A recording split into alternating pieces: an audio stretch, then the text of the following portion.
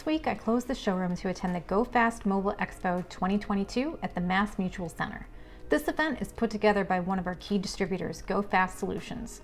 It's where some of our vendors showcase their products, hold trainings, and give away some free goodies.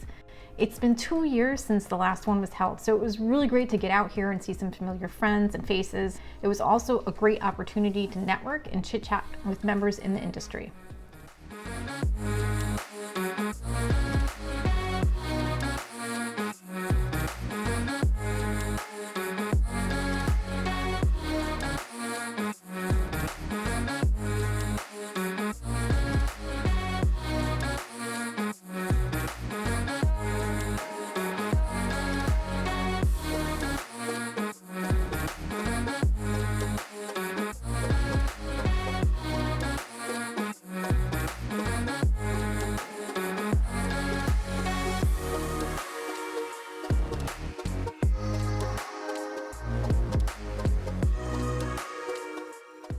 My coworker Victoria and I got to meet Dean and Fernando, which was awesome. These guys are so inspirational. My husband John and I really appreciate what they have done. They made us realize that we're not the only ones that are passionate about what we do, and that yes, this is a great industry and there are true professionals out there. Thank you so much to you both for taking the time to chat with us.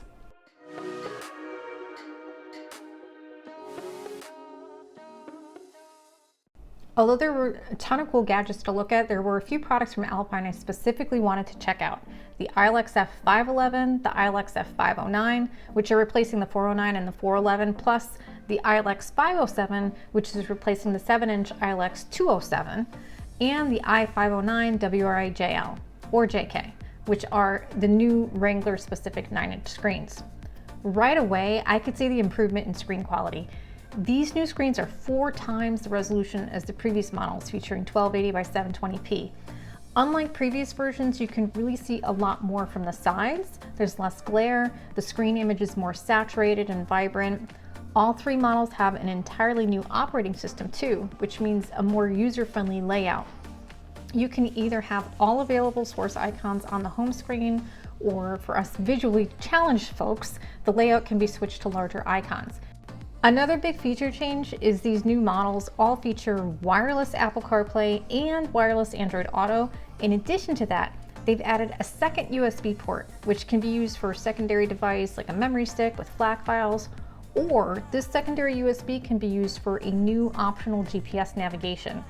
The KTX NS01, which features both on-road and off-road mapping, that's going to work for either the 507, the 509, the 511, or either of the Wrangler kits. And FYI, both of these USB ports offer 1.5 amp charging. From a sound quality and sound control perspective, this is where it gets really interesting. These new models feature a 13-band parametric EQ, and that's actually per channel. That is a ton of control. More commonly what we see when we're using a DSP. Additionally, these new decks are high-res audio compatible. They can accept files up to 192 24-bit, but playback is at 96 24-bit. Keep in mind, if you are using an iPhone, the iPhone is currently capable of playback at 48 24-bit. But there is a way around that using an Apple camera adapter cable. We've done that before with a Helix DSP.3, and it sounds like Alpine is working on a solution for this as well, and will probably be coming out with an adapter of their own in the near future. Like their predecessors, these head units feature HDMI input and also HDMI output, plus HD radio, Sirius XM compatibility, and 4-volt preamp. Another welcome upgrade is all of these models appear to have 2 composite camera inputs, which is nice, so that you aren't limited to using Alpine's camera package, which is not always the best solution for every vehicle on the road.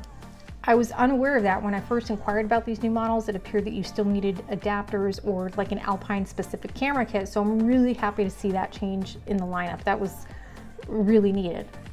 From an installer perspective, they've made it a bit easier to mount these screens, the floating screens. They eliminated the mounts on the bottom, and now the screws to secure in place are on top. Additionally, the screen angle can be adjusted by the user without tools. And although these models lack a volume knob, the new Halo Rux HO2 knob can be used as both volume and sub-level adjustment. With just a simple push, you can toggle between either adjusting the volume or the subwoofer level. This is a Bluetooth battery operated knob that can be mounted either on the side of the screen, not the top or the bottom, but on the left or the right side of the screen, or anywhere on the dash or vehicle interior. It reminds me a lot of the old Parrot MKI 9200 control knob, which worked in a very similar fashion, and that was a great design concept. I'm happy to see this optional knob added to the lineup. I don't know what it is. People like knobs. Touchscreens are cool, but sometimes it's just easier to reach over without taking your eyes off the road and just turn a knob. So that's a really cool feature. All of these great features are included on the two Jeep specific models, the i509-WRA-JL and the i509-WRA-JK. In the JL kit, they've also upgraded the USB media hub with a flip-up cover instead of that floppy cover that was on the X49-WRA-JL. I also think it's awesome that the navigation is now optional. Not everyone needs satellite-based GPS, and for those that don't, they're saving a few bucks. These new models are compatible with Alpine's DVR-C320R dash camera. You can quickly playback or view footage from the cameras on the screen, which is pretty neat. And all of these new head units that we're looking at are expected to ship this month, later this month. So maybe see them at select retailers in May. Pricing is always subject to change, but current pricing on the iLX-507 is $749, then $1199 for the iLX-F509, and $1399 for the iLX-511. The Wrangler JL 9-inch version is currently priced at $2399 and the JK version at $2199. That optional GPS is estimated to cost $299, and that accessory is expected to ship sometime in the summer of 2022. Special thank you to Colin Vargo from Alpine for always taking the time to answer my questions. I really appreciate it. And big thank you to everybody at GoFast and all of our vendors for putting this event together. It was a really good time and we learned a lot. So thank you guys really a lot. We really appreciate it.